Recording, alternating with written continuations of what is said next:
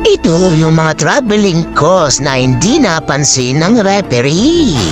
Umpisahan natin Houston versus Thunders. Kayo na ang husga kung traveling ba ito.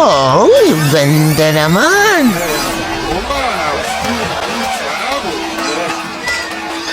Ito naman si Lebron, naliwan ata at naglakad na lang. Aba, Lebron, saan ang punta? Wala ka sa luneta.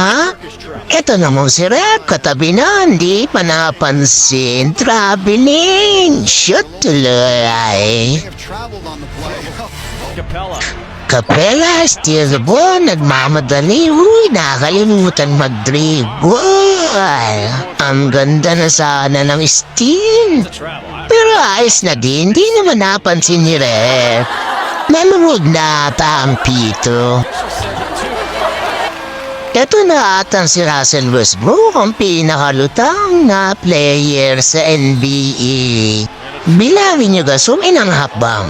1, 2, 3, 4, 5, 6. Oh, Westbrook, wala ka sa luneta. Gunggong! Barinig kita sa mukha eh!